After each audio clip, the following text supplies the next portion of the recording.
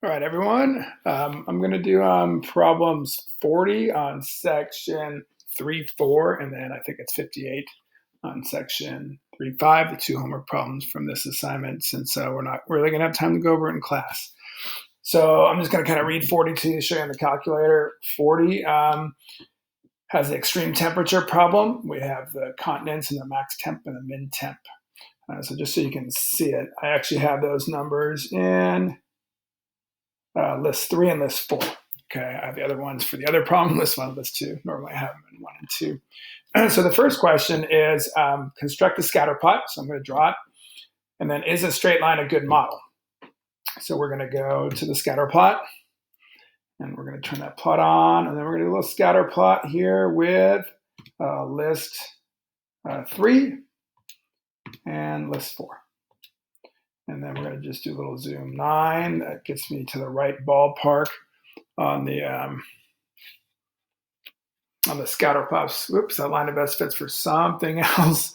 Or might be this one, actually. I did that earlier, sorry. Maybe let me just get that out of there just to so I can walk you through all the work again. So there's that scatter plot. And then the question says, does it look like a line's of best fit? You know, it's open to interpretation. You could draw a residual plot. I don't think we're going to see much in that, actually. You know, that one point down the left-hand corner throws a little bit of a wrench into it. So it's kind of your opinion. I'm going to say it's probably not a great model just because of the way I look at it. And I think we're going to see that once we take that one point out of there, right? So the next question says, go ahead and do it. Find the model, even if we thought it's not. So a little review here. We're going to go stat, calculate the line of regression. This is going to be on list 3 and list 4. No frequency. So put the regression equation in Y1 just so it's there. So when I graph it, so there's my equation. And I'm going to write this down because I know I'm going to need it for the next problem. It's hiding up here in the corner. So just give me 1 second. We got Y equals roughly with a little bit of rounding 0.95x minus 161 with a correlation of 0.48. So like I said, that correlation wasn't great. So anyway, so that's it. And then it says explain in words and numbers what influence Antarctica has on the slope of the regression line. So just by taking a quick peek, now there's that right regression line. I can tell that if I take this point out,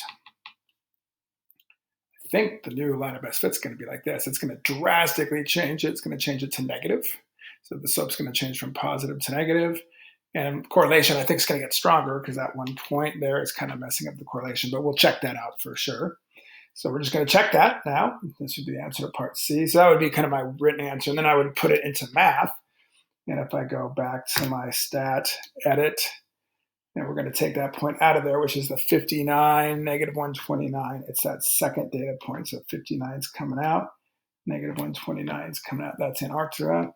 And now I'm just going to go ahead and graph it again. Ignore the line because that's the old line.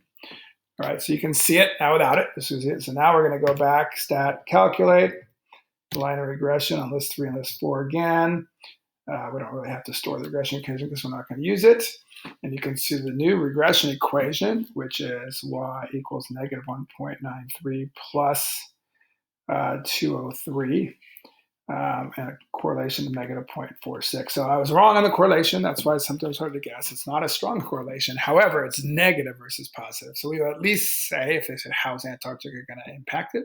We'd at least say it's going to change it from positive to negative. All right.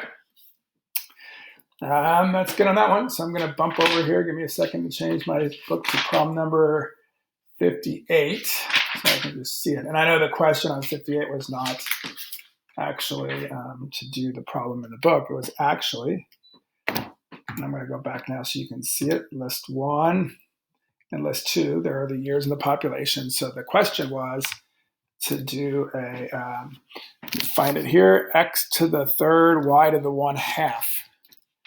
X to the third, y to the 1/2 transformation. So what I'm going to do is bump over to list 3. And I'm going to put my cursor in list 3, and I'm going to tell my cursor to take, we want to do x cubed, right? So we're going to go list 1 to the 3rd power. So those numbers are now in list 3. And then in list 4, we're going to do y to the 1/2.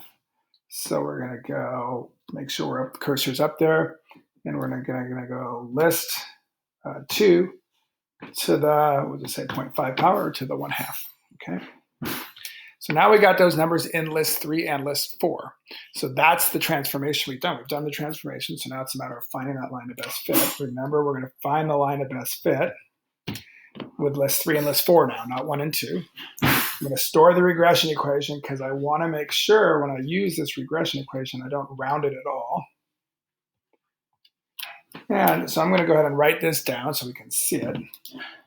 It's going to be y equals 7.037. I'm not going to round it. It's actually times 10 to the negative 6 x minus 39640.086. So I'm just going to write that down. It's got a correlation now, 0.999, really strong correlation. Okay. So now what we want to do is use this to predict 2000. So we got to remember when we do this, it's not really y and x anymore. It's really y to the 1/2. And then it's really x to the 3rd, right?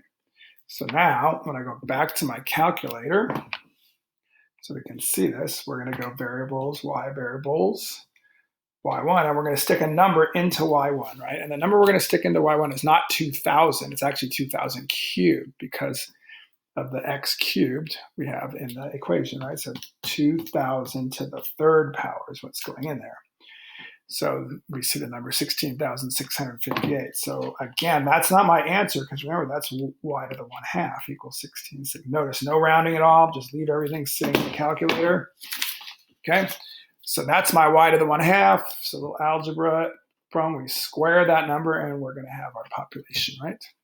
So we're going to square that number and my population is 277503125. And if you look at the last data point in 1990, it was 248,000. So it fits, I think, the growth. Do not round this. If you round your line in the middle of this problem, it just messes everything up and changes your answer by millions, believe it or not. Actually, you can try it if you don't believe it, but it does. So that's it for that homework assignment. Hope that helped a little bit. Today is your day to just kind of work on things. And then there's a test, chapter test for homework. Please let me know. I'm around. Let me know if you have questions on how to do that.